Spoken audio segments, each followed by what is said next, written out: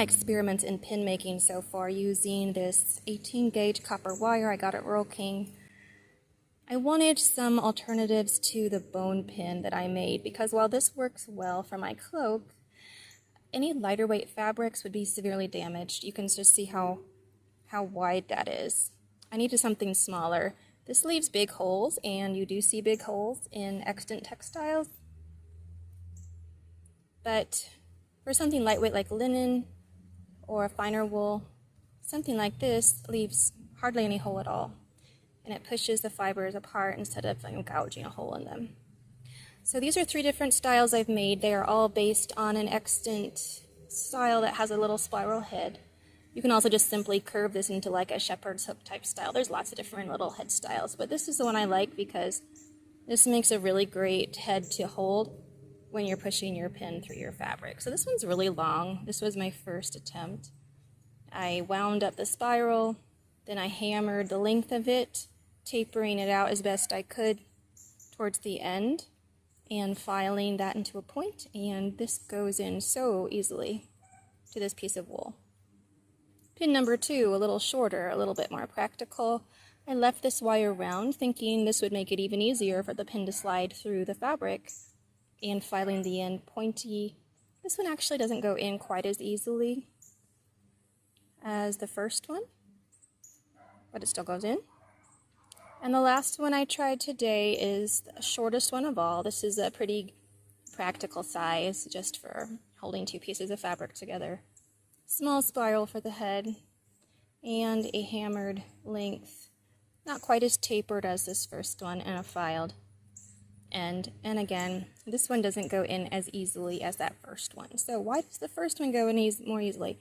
I think it's because I spent a lot more time hammering it out and tapering it. It's also very smooth because I filed it to get any little burrs off, and it has a nice pointy end. So far this one is the best one.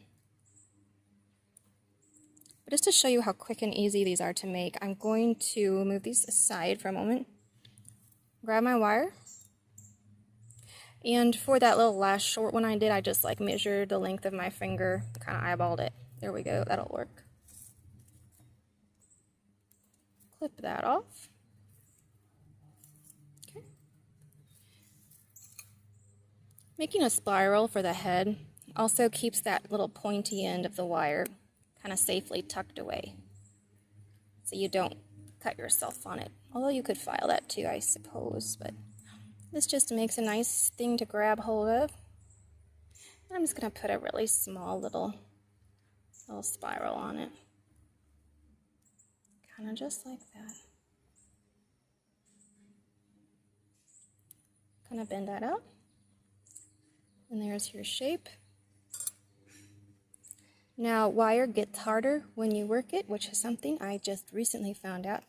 So I have this little anvil my son David gave me. He went to a anvil swap meet a couple years ago, or blacksmithing or something. And he won this. Just taking a hammer, just sort of gently striking it on all sides, kind of swiping down towards the end to sort of taper that off a little. And this really makes it stiff. I cannot easily bend that at all. And up here at the top, I'll also go ahead and hammer that down on both sides. That strengthens that up. Just give it a couple more hammers, and you can see how it's already starting to taper towards the end there. Then with a file, just go ahead and sharpen that end up. This goes pretty fast because copper is a very soft metal. Before I found this copper wire, I thought about making these with those copper nails that you are supposed to nail into trees to kill a tree. Oh my gosh, you would want to kill a tree, right? But this actually works pretty good. Copper nails would have resulted in a larger pin, leaving large holes. And we're trying to get small holes with these particular pins. So that looks pretty good. So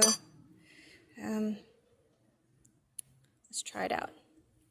Grab our fabric here. And goes in. Like I said, not as easily as that first one I made. But if I spent a little more time hammering it out and filing it, I think it would work just fine.